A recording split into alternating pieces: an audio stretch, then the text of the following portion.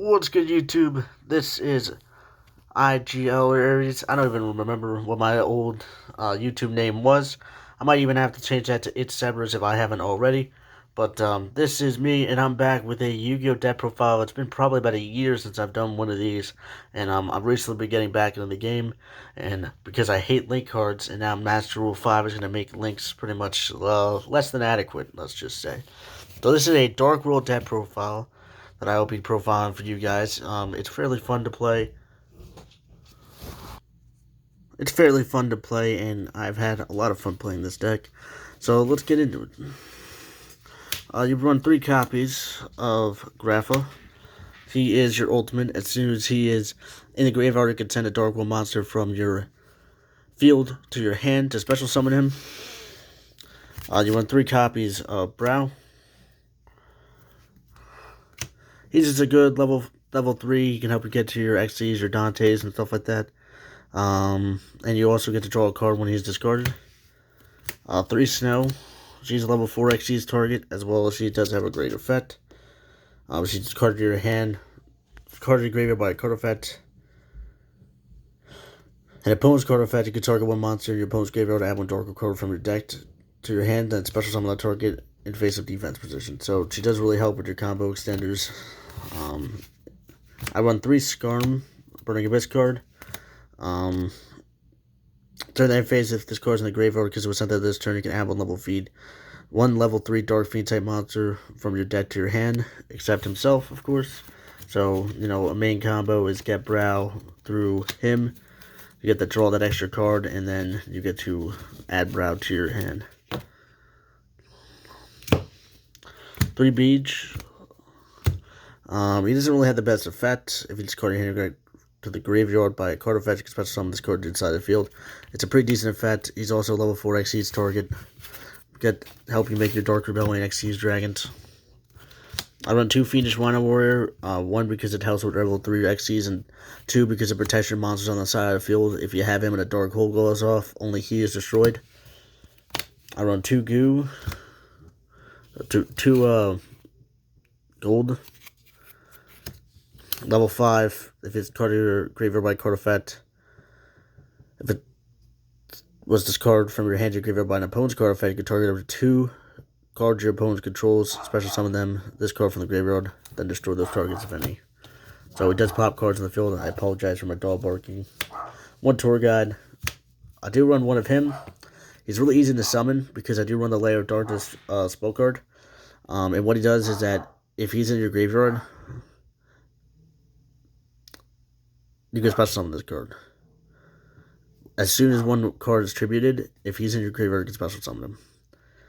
And you can also tribute to 1 dark monster. Your opponent places 1 card from their hand on either top or bottom of the deck. So if your opponent has lack of resources, and then you get more resources. So then I run 1 Silva and 1 Dark Grafer. Dark Grafer gets those cards that you need engrave. Now with the spells, I run 3 Terraforming. Helps you get to your feed spells. I run 3 Gates of the Dark World. That's your main field zone. All fiend type monsters gain 300 attack and defense. Once per turn, you can banish 1 fiend type monster from graveyard, discard 1 fiend type monster, then draw a card. I run the Layer of Darkness. It just makes all your monsters on the field dark, and you contribute your opponent's monsters for your monsters, which is really strong in this deck. 2 Darkwood Dealings, get those stuff you need engrave. 1 Monster Reborn, 1 Drag Down, 1 Foolish Burial, 1 Dark Hole, 1 Card Destruction because I do go to a traditional for my tournament. If you go to Advanced, just take that out. I'm actually pretty sure I think it's at 1 regardless. And then 1 Hand Destruction. I run triple Fiendish Chain just to get rid of those pesky cards your opponent tries to do. 1 Full Force. It's tribute 1 dot monster with 2,000 or more attack and defense. Look at your opponent's hand. All monsters they control and all cards they draw until the end of the 3rd turn. After this card's activation, destroy all monsters with 1,500 or less defense. And Epidemic, Lion Crush, and then Wiretap. This probably saves so many duels.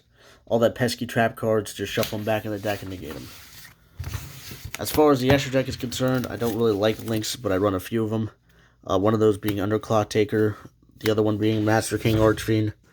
He's actually really strong. It's once returned during your standby phase, pay 500 or life points or destroy this card once per chain. If you pay life points, you can send one fiend type monster from the deck to the graveyard with attack or defense equal to the amount paid.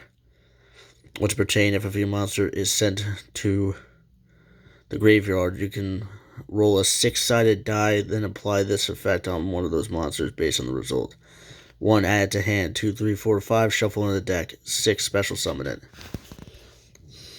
So yeah, I didn't really read that in its entirety until right now, because I've never actually made this, but that's actually pretty decent. But actually, I've summoned Underclock a few times. I just never have summoned this before, but I do run it in the deck, and it does have a pretty strong effect.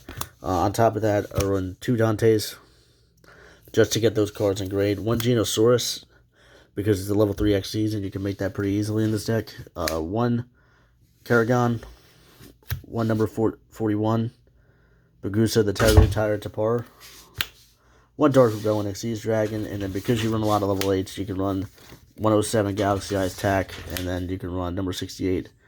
I have made this card quite a lot. This card I've made a few times.